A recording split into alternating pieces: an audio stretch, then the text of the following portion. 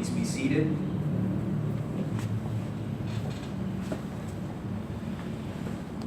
A beautiful morning and a beautiful day again is in store for us. Like David in the psalm, he said, "Awake, harp and lyre. I will awaken the dawn." It's a beautiful opportunity every morning that we awaken the morning.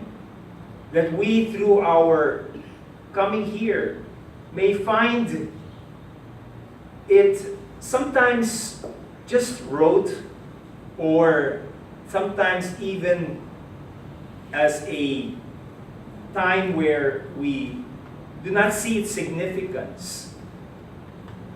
But every day we come here with a great hope in our hearts to awaken the morning. To awaken the morning for the people.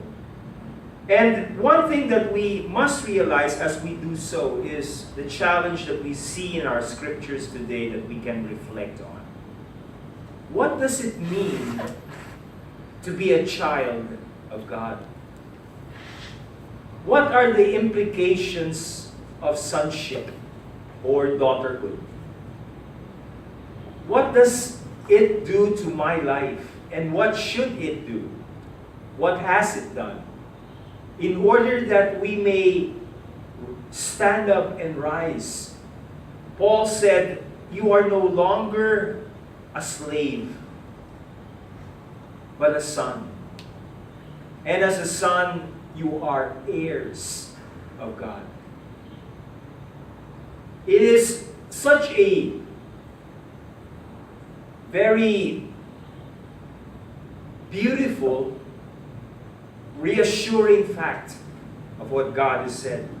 Jesus, in our gospel today, he said to the Syrophoenician woman who came to him, "Let the children be satisfied first." This is the order of God. He has a concern and a desire to feed his children. He has a concern and a desire to bring that which he has given to us. And as children, we are to come and partake of that. So that through that partaking, the world may begin to realize the blessings of God even for them. Because the children are satisfied first. Because the children are given the opportunity to receive of the life that God has. We are God's children. And we have to rouse ourselves to the realization of this and to the implication of this truth. That we will not just take it for granted that we are God's children and heirs of the promise. As we allow that to just consume our hearts this morning and begin to really affect our lives, our disposition, our words, the things that we do, we will begin to see that a child is a reflection of his parent and his father. You know, every time we maybe talk to our children, we tell them as they go to school or they go somewhere, you would tell them, remember, you are a Jorvina, or you are a Thurman, you are an Abalahin, you are a Noble or a Season. Remember that, kung kakalimutan.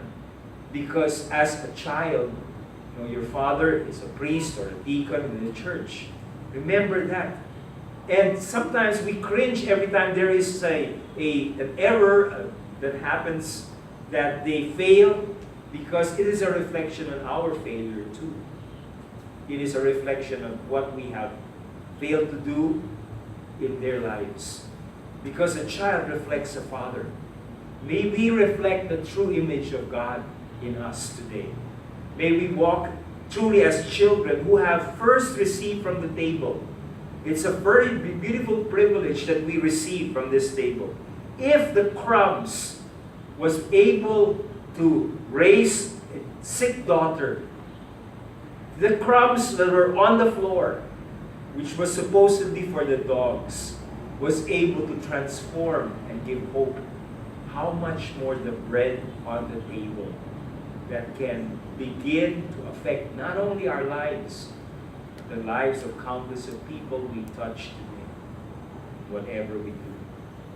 This is the hope that we have. This is something that we must begin to see. Because if there is no bread on the table, there will be no crumbs on the floor. But God has provided bread to His children first, that truly we may partake of it today. As children, let us realize tremendous benefits, privileges, and yes, responsibilities of sonship and daughterhood, that we can walk in it. Let us please stand.